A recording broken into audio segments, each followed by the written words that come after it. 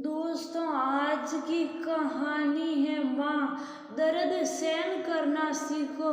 Doctor की fees कितनी महंगी है, क्या सारे पैसे आपकी दवाइयों में ही लगाता रहूँगा। दोस्तों, कहानी शुरू करने से पहले अगर आपने हमारे चैनल को अभी तक सब्सक्राइब नहीं किया हो तो कर लीजिए ताकि आपके पास पहुंचे हर नया वीडियो। बेटा, जरा सी तबीयत ठीक नहीं लग रही है, तू मुझे डॉक्टर के दिखा ला। अब तो हाथ पैर भी काम नहीं करते हैं, शरीर में ढीलापन सा रहता है, विमला जी ने अपने बेटे अंकित से कहा।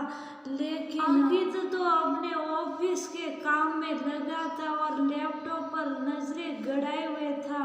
अपनी माँ की बात सुनकर भी वो सुन नहीं रहा था। 5 मिनट तक विमला जी उसकी ओर आशा भरी दृष्टि से देखती रही, पर उसने कोई जवाब नहीं दिया।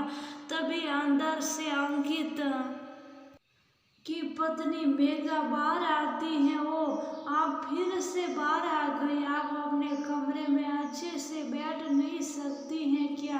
बार बार आकर इन्हें परेशान करना जरूरी है क्या? यूं तो कहेगी कि हाथ पैर में दर्द है और यूं दिन भर घर में घूमती रहेगी।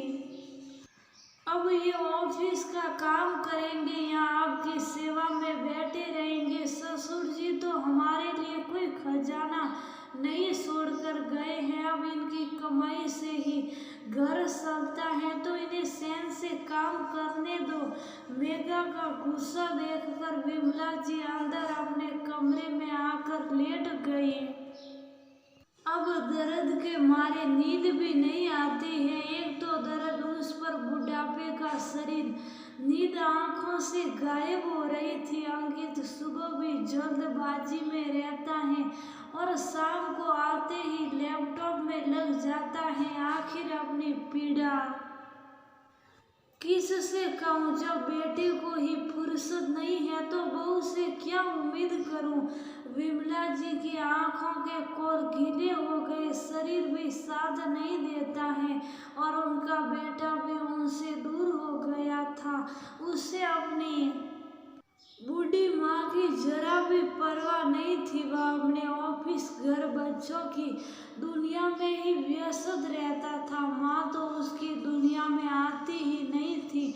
अगली सुबह विमला जी बिस्तर से उठी नहीं, दर्द से कराती रही। सुबह के 10 बज गए पर किसी ने चाय पानी की नहीं पूछा। आज तो रविवार था, सभी देर तक सोते हैं, पर 8 बजे तक तो उठ ही जाते हैं। विमला जी धीरे धीरे हिम्मत करके उठी और फिर कमरे के बाहर गई तो देखा अंकित अपने बच्चों और पत्नी के साथ समोसे जलेबी का नाश्ता कर रहा था, पर किसी ने उन्हें खाने के लिए पूछा तक नहीं।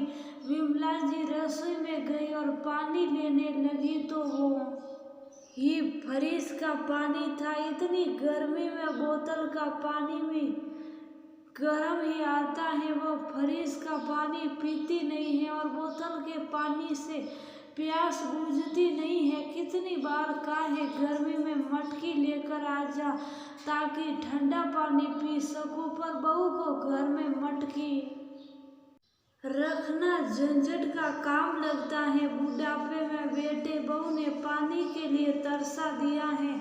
एक बार उन्होंने टोक दिया तो मेघा बोली, मम्मी जी हमारे साथ रहना है तो अपने नखरे छोड़ दीजिए। आजकल सब फ्रिज का ही पानी पीते हैं, फिर मटकी रखो तो पूरे रसोई की शान खराब हो जाएगी। अब पानी ही तो पीना है, वह चाहे मटकी का पियो या बोतल का, क्या फर्क पड़ता है। वह पानी लेकर बाहर आ गई और फिर से अंकित से बोली, अंकित मुझे डॉक्टर के दिखा दे, तबीयत सही नहीं लग रही है। ये सुनते ही अंकित भड़क गया और गुस्से से चिल्लाने लगा, ये क्या एक ही रट लगा रखी है, आखिर बुढ़ापे का शरीर है। ये छोटे बड़े दर्द तो लगे ही रहते हैं। अब इसका मतलब ये थोड़ी है कि मैं आपको डॉक्टर के यहाँ ही ले जाता फिरूंगा। अब डॉक्टर की फीस भी कितनी महंगी है, देखने से पहले तो 100 तरह के टेस्ट लिख देगा, वो कराओ, फिर दुनिया भर की दवाई लिख देगा। अब थोड़ा सहन करना भी सीखो, घर का खाना खा रही हो और क्या सही है। विमला जी इतना गुस्सा देखकर सहम गई, फिर बोली ठीक है बहू, मुझे बादाम और खसखस का दूध बना दे, थोड़ी शरीर में ताकत आएगी तो सल फिर लूंगी। मेघा ने अजीब सा मुंह बनाया, ये लो, हम तो कभी एक बादाम भी मुंह में नहीं रखते हैं, बादाम कितनी महंगी आती है। अब इस महंगाई में बच्चों को पढ़ाए या सारे पैसे आपके दूध और बादाम पर खर्च कर दे। आपकी तो उम्र निकल गई है, पर हमें तो अपनी जिंदगी जीनी है और बच्चों का भी करियर बनाना है। ठीक है बहू, तो कुछ खाने को दे दे, सुबह से कुछ खाने को दे दे, सुबह से कुछ खाया नहीं है। मेघा अंदर रसोई में गई और रात की बसी रोटी और साथ में अचार लाकर दे दिया। विमला जी शुभ साप कमरे में आ गई और उसके छोटे छोटे टुकड़े करके उन्हें धीरे धीरे खाने लगी।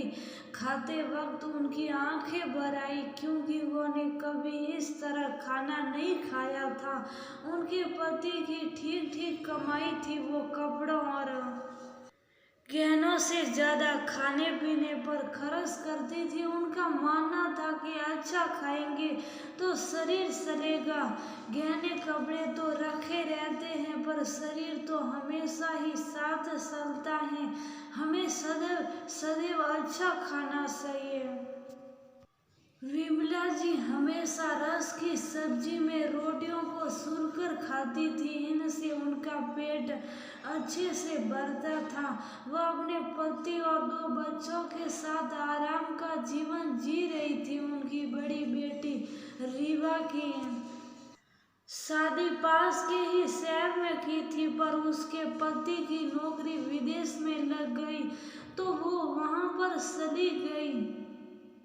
बेटी की शादी के बाद बेटे की शादी की। मेघा यूं तो देखने में सही लगती थी, पर उसका व्यवहार